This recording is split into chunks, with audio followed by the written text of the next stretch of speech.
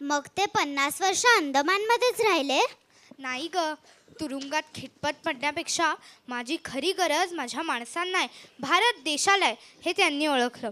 शिवरायांच्या राजकारणाचा पूर्ण अभ्यास केला होता त्यांनी. पुरंदराच्या तहात महाराजांना 23 किल्ल्यांवर पाणी सोडायला लागलं होतं, पण स्वराज्य वाचवण्यासाठी ते गरजेचं होतं. त्याचप्रमाणे काही अटी मान्य करून हा मृत्युंजय अंदमानातून 1924 साली सही सलामत बाहेर पडला.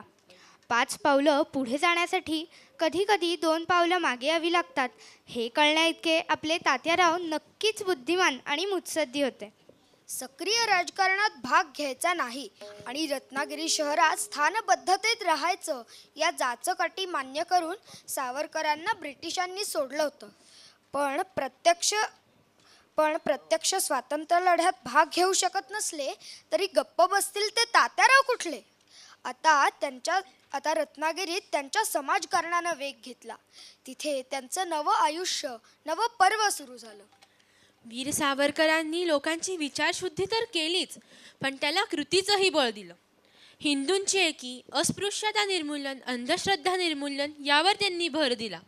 सावरकरांच्या साक्षीने शिवभंग्याने विठ्ठल मंदिराच्या पायरीवर उभं राहून भजनं गायली. ते एवढंच नाही तर रामाच्या पतित पावन मंदिरातही सर्वांना प्रवेश मिळवून दिला. सावरकरांच्या चळवळीचा हा खूप मोठा विजय होता. याच पतित पावन मंदिरातील सावरकरांनी लिहिलेली प्रार्थना ऐकूया. किती सुंदर आहे. चला तर मग ऐकूया. तुम्ही आम्ही सकल हिंदू बंधू बंधू. तुम्ही आम्ही सकल हिंदू बंधू बंधू.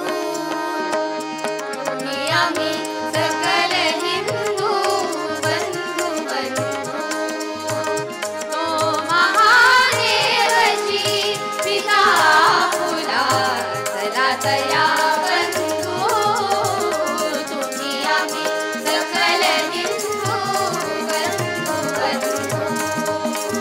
तुम्ही आम्ही सकल हिंदू बंधू बंधू.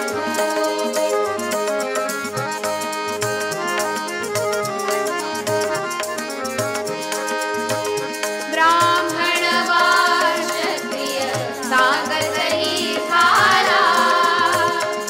ब्राह्मण वार क्षत्रिय सांगतही झाला.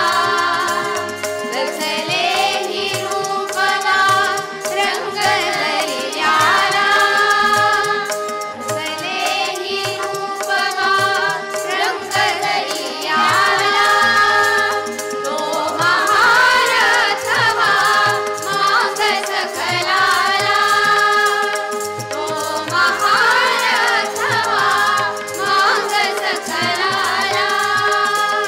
ही एकची आई हिंदू जाती आम्ही वीरावंतू. तुम्ही आम्ही सकल हिंदू बंधू बंधू. तुम्ही आम्ही सकल हिंदू बंधू बंधू.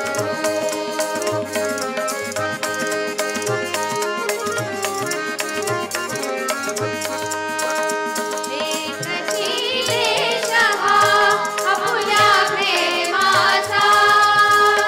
एकची देश हा आपुल्या प्रेमाचा. एकची शांतता वाचा सवनाचा. एकची शांतता जीवाच्या सवनाचा.